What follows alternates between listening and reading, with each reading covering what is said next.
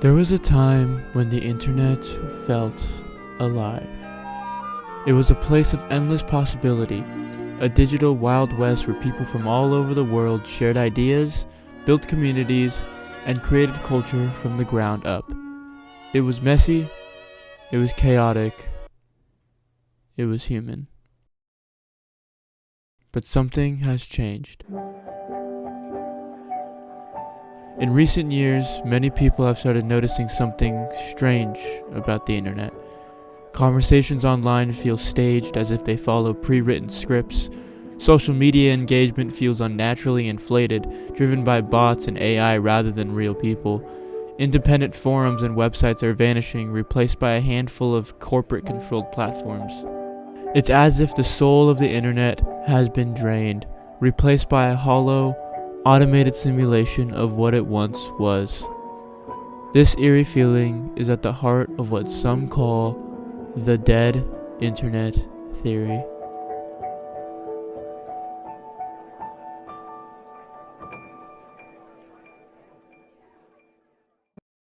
The dead internet theory is the idea that most of the content we see online today is not created by real humans. Instead, it is generated by artificial intelligence, bots, and corporate algorithms, creating an illusion of life where genuine human interaction has been greatly reduced or even replaced entirely. At its core, the theory suggests that the internet has become a stage where automated scripts, AI-generated personalities, and inorganic viral trends simulate engagement, shaping our perception of reality in ways we may not even realize. But what exactly does this mean? To understand the theory, we need to dive a little deeper into what the supporters of this theory truly believe. The rise of AI-generated content has only made the internet's death more believable.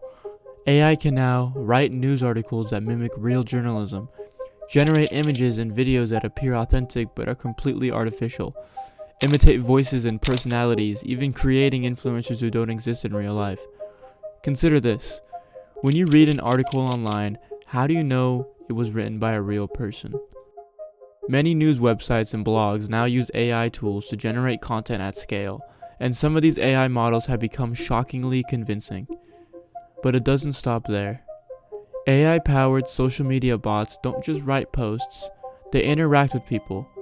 They reply to comments, debate politics, even form parasocial relationships with followers.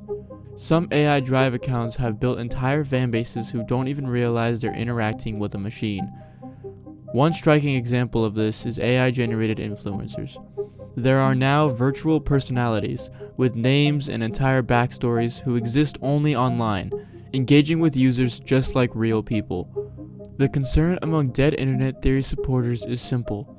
If AI can mimic human interaction this well, how much of what we see online is actually real?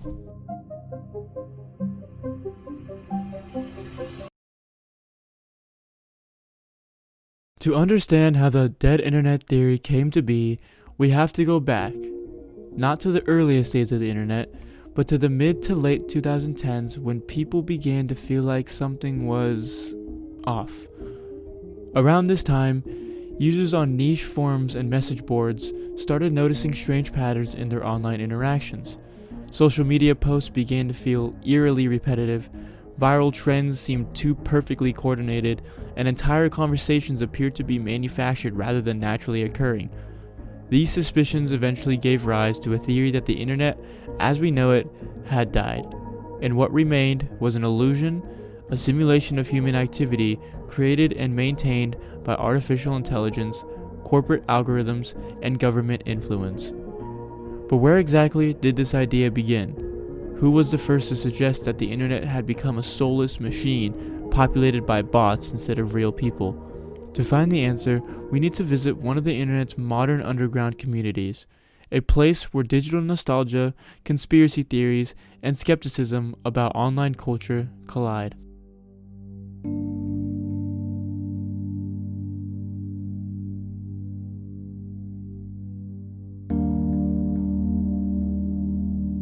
The term dead internet theory first gained traction in 2019 when an anonymous user named Illuminati Pirate posted a lengthy thread on a forum called Agora Roads Macintosh Cafe. This forum, a small online community dedicated to old internet culture, was a gathering place for users who longed for the days before the modern internet became so corporatized, sanitized, and artificial. In their post, Illuminati Pirate made a bold claim. The internet feels empty and devoid of people. It is also devoid of content. Compared to the internet of, say, 2007, the internet of today is entirely sterile. There is nowhere to go and nothing to do, see, read, or experience anymore. It all imploded into a handful of normal graphic sites and these empty husks we inhabit. Yes, the internet may seem gigantic, but it's like a hot air balloon with nothing inside. Some of this is absolutely the fault of corporations and government entities. However, that doesn't explain the following. He says that he used to be in perpetual contact with a solid number of people across multiple sites, and that across the years, each and every one of them vanished without a trace. They all simply vanished. There was no goodbye or explanation. The post argued that sometime around 2016 or 2017, the internet underwent a fundamental shift. Instead of being an organic space where people freely interacted, it had become an engineered environment where artificial intelligence, government agencies, and corporations worked together to shape public perception. What made this post especially compelling was that many users had already sensed something was wrong. For those who were already disillusioned with the state of the internet, Illuminati Pirates' theory confirmed their worst fears. That what they were experiencing wasn't just a shift in internet culture, but the result of a massive, unseen operation to replace real human interaction with artificial engagement. Whether or not the dead internet theory is true, one thing is clear. It was born from a deep disillusionment with the modern internet. People no longer feel like they are part of a thriving, human-driven digital space. Instead, they feel like they are being fed content, manipulated by invisible forces, and surrounded by artificial conversations.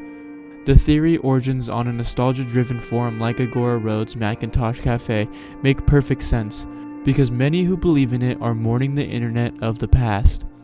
The question is, has the internet truly changed in the way the theory suggests, or are we simply experiencing the inevitable result of automation, commercialization, and algorithmic control?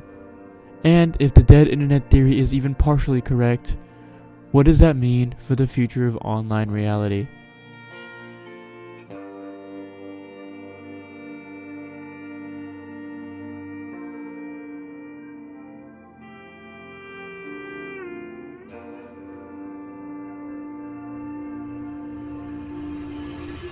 My name is Brownie. I am an orange. Charlie, what part of England are you from? Shut up! I was... Hey, it's Fred, and it's really nice out, so I think I'm gonna go swimming later. To understand what we've lost, we first need to remember what the internet used to be.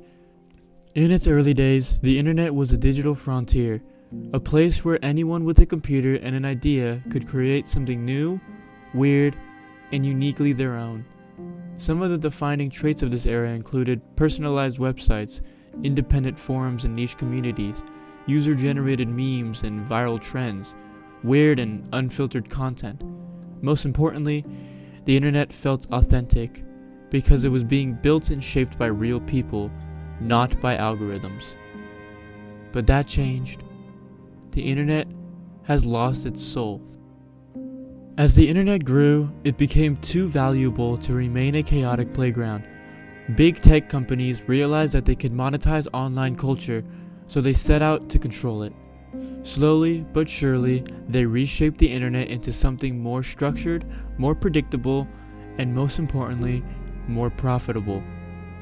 Here's how they did it. In the early 2000s, people had their own websites. By the 2010s, everything had been consolidated into a handful of massive platforms: Facebook, Twitter, Instagram, and YouTube. The internet stopped being a network of independent creators and became a collection of user profiles on corporate-owned platforms. Customization disappeared. Everyone's Facebook page looked the same. Everyone's Twitter account had the same format. the web became uniform. Once corporations realized they could make billions from online engagement, the internet became a gigantic advertising machine. Content creators were no longer rewarded for originality, but for ad revenue potential, leading to formulaic, safe, and mass-produced content. What once was a free, experimental space had become a carefully curated shopping mall where every interaction was being tracked, optimized, and monetized. If the dead internet theory is correct, then we've already lost something vital. The internet was once a place where individuals shaped culture. Now it feels like culture is being manufactured for us by corporations, by algorithms, and by AI. But the real question is, can we go back? Is it possible to reclaim the internet from corporate control? Can we create online spaces that feel genuinely human again? Or has the internet already passed the point of no return, where most content, most engagement, and most interactions are now fabricated, artificial, and controlled? The internet was meant to be a revolution of human expression, but if we're not careful, it might become a simulation of human expression instead.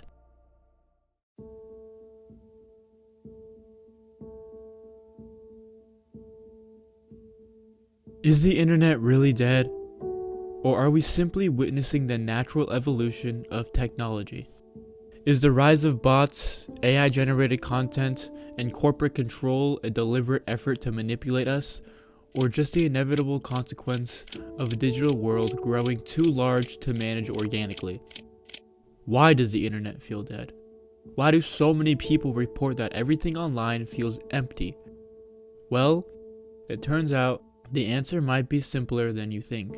There's no grand conspiracy, no hidden agenda controlling every interaction. Instead, it's a mix of natural evolution and, honestly, coincidence. Let's break it down. First, the internet has changed. In the early days, small, independent websites thrived. People created blogs, personal pages, and niche forums where unique conversations flourished. But as social media platforms took over, the way we interact online shifted. Algorithms now prioritize engagement over individuality. The reason everything feels the same isn't because it's fake, it's because these systems favor the most clickable, shareable, and digestible content. And when content is optimized for virality, it naturally starts to look repetitive. Then there's AI. Automated content generation has become more sophisticated. Companies use AI to generate articles, answer questions, and even interact with customers. That can make it feel like there are fewer real people online, when in reality, it's just a shift in how content is created. And let's not forget human behavior. As more people move to private group chats, Discord servers, and invite-only communities, the old internet, where strangers interacted openly, is fading. That creates an illusion. It's not that people aren't there, it's that they've moved out of sight. So no, the internet isn't dead, it's just different. And while it might feel emptier, that's more about how we engage with it than any grand design. But that doesn't mean we can't reclaim parts of it ourselves. So perhaps the real question isn't whether the dead internet theory is true, but maybe the real question is, if we are living in a digital illusion, how long before we forget what reality even looked like?